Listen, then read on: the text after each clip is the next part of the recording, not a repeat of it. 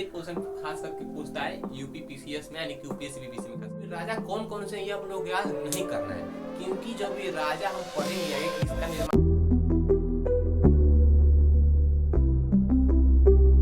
आइए आगे समझते हैं पल्लव वंश के बारे में, यानी कि पल्लव वंश के बारे में हम समझेंगे। और इस वीडियो में हम जानेंगे कि पल्लव वंश का विकास कैसे हुआ और इस वंश में कैसी कैसी प्रथाएं थी। देखिए, पल्लव वंश में कुछ ज्यादा पढ़ना नहीं है, बस इसमें केवल 2-3 राजा हुए, उन्होंने किस किस मंदिर को बनवाया वही क्वेश्चन पूछता है। यानी कि इस वंश से उतना खास क्वेश्चन पूछता नहीं है, लेकिन एग्जाम के दृष्टि से आपके लिए सब टॉपिक खास होना चाहिए, क्योंकि एग्जाम मतलब कि कंपटीशन बहुत ही हाई फाई है। कहाँ से क्वेश्चन कब कैसे पूछ देगा किसी को नहीं पता है। आपको वही याद करना है जो मतलब कि जो 2-3 को मंदिर होगा उसके राजा कौन है और इसके संस्थापक कौन है। अब देखिए, अगर हम बात करें पल्लव वंश की, तो पल्लव वंश के संस्थापक थे सिंह विष्णु। कौन थे? सिंह विष्णु थे, और इन्होंने पल्लव वंश की स्थापना किया था, यानी कि ये संस्थापक कहलाए पल्लव वंश की। और पल्लव वंश की जो राजधानी थी वह कांची थी। कहाँ थी? कांची। कांची अभी इसका वर्तमान नाम है कांचीपुरम, जो कि तमिलनाडु में है। और तमिलनाडु का इससे साफ पता एकदम चलता है कि यह जो वंश है वह दक्षिण भारत का है। मतलब कि पल्लव वंश दक्षिण भारत का है, तभी तो इसकी राजधानी कहाँ है? तमिलनाडु। और तमिलनाडु कहाँ पड़ता है? तो इस वाले एरिया में पड़ता है, मतलब कि दक्षिण भारत, दक्षिणी भाग में पूरा ना। यहाँ से आप लोग ऐसे समझिएगा। तो पल्लव वंश दक्षिण भारत का एक वंश है, जिसके संस्थापक कौन थे? सिंह विष्णु, और इसकी राजधानी कांची, वर्तमान में कांचीपुरम यानी कि तमिलनाडु में है। यह नाम आप लोग इसको याद रखिएगा, क्योंकि आगे इस नाम की हमको आवश्यकता पड़ने वाली है।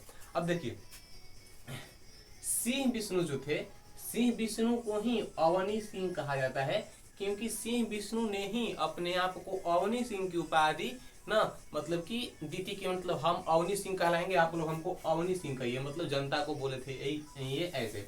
तो सिंह विष्णु को हम लोग क्या बोलते हैं? अवनी सिंह। और सिंह विष्णु ने एक मंदिर बनवाया था। कौन सा मंदिर? आदि वराह मंदिर। कौन सा मंदिर? आदि वराह मंदिर का निर्माण इन्होंने करवाया था। कहाँ पे? तो मामल्लपुरम, यानी कि मामल्लपुरम जो कहाँ पे है? तमिलनाडु में। यानी कि तमिलनाडु के मामल्लपुरम में सिंह विष्णु ने या फिर कहिए अवनी सिंह ने एक मंदिर बनाया, जिसका नाम क्या था?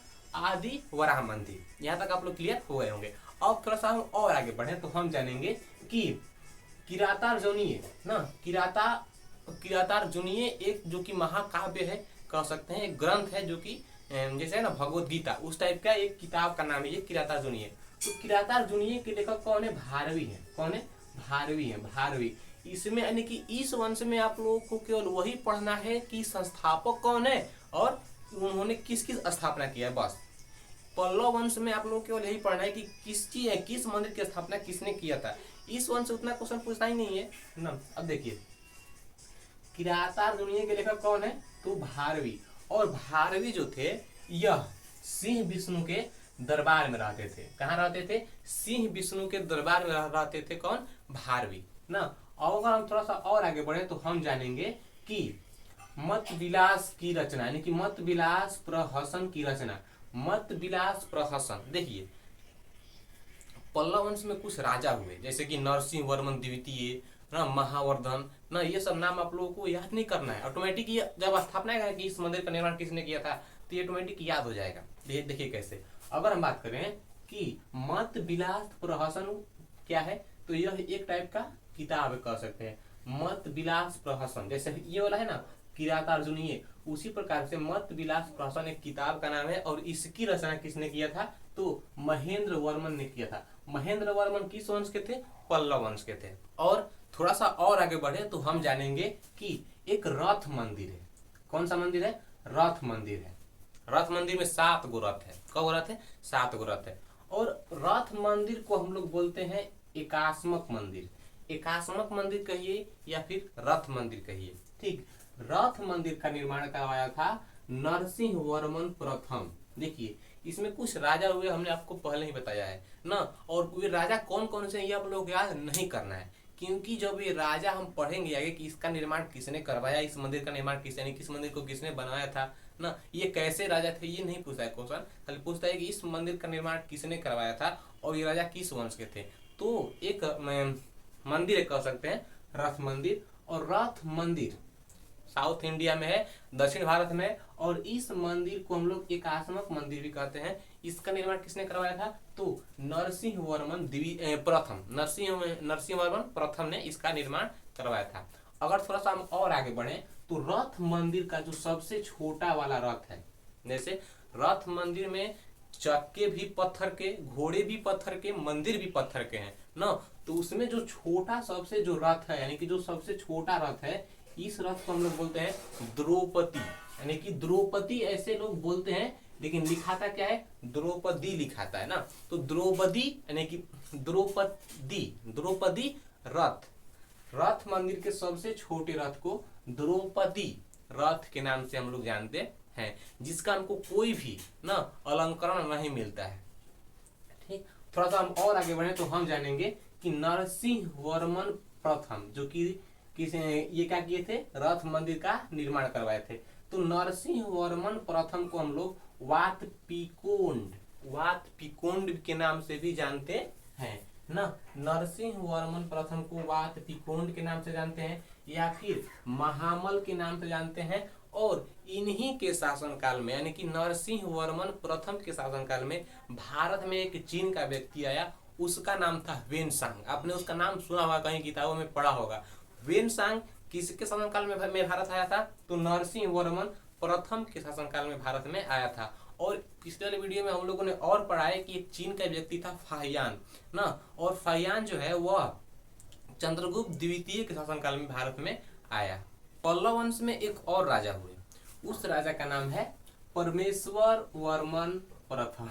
इसमें केवल राजे के बारे में पढ़ना ही है, मतलब कि कौन सा राजा किसका निर्माण करवाया ना। ये क्वेश्चन खास करके पूछता है यूपी पीसीएस में, यानी कि यूपीएससी बीपीएससी में खास करके पूछता है कि इस मंदिर का निर्माण किसने करवाया था, ये राजा किस वंश के थे। तो आप लोग क्या करना पड़ेगा ना कि एक राजा है कौन? परमेश्वर वर्मन प्रथम। इन्होंने क्या किया कि एक मंदिर बनवाया, किसका? गणेश भगवान का। किसका मंदिर? गणेश भगवान का ये मंदिर बनवाए थे। और ये जो मंदिर बनवाए ना, कहाँ पर बनवाए थे? तो मामल्लपुरम में बनवाए थे, मामल्लपुरम। और परमेश्वर प्रथम को ही हम लोग क्या बोलते हैं? तो विद्या विनीत बोलते हैं, क्योंकि इनको ना विद्या से बहुत प्रेम था, जैसे आपको है। तभी तो आप ये वीडियो देख रहे हैं ना। यानी कि जिस तरह से आपको मतलब कि शिक्षा से लगाव है, उसी तरह से परमेश्वर वर्मन को भी विद्या से लगाव था, इसीलिए इन्होंने अपने आप को विद्या विनीत भी कहा। यानी कि परमेश्वर वर्मन प्रथम को उपाधि प्राप्त थी, किसकी? तो विद्या विनीत की उपाधि इनको प्राप्त थी। थोड़ा सा हम और आगे बढ़े तो हम जानेंगे कि एक देखिए नरसिंह वर्मन प्रथम यहाँ पे है, लेकिन यहाँ पे नरसिंह वर्मन द्वितीय आ गए हैं, मतलब कि इस नाम के दूसरे व्यक्ति आ गए हैं ना। तो नरसिंह वर्मन द्वितीय जो थे, इनकी नरसिंह वर्मन द्वितीय को उपाधियां प्राप्त थी। कौन कौन? तो राजसिंह, यानी कि राजा के सिंह ना। राजसिंह का मतलब राजा के सिंह। और इनको एक और उपाधि प्राप्त थी, आगम प्रिय, यानी कि अस्त्रों के प्रिय।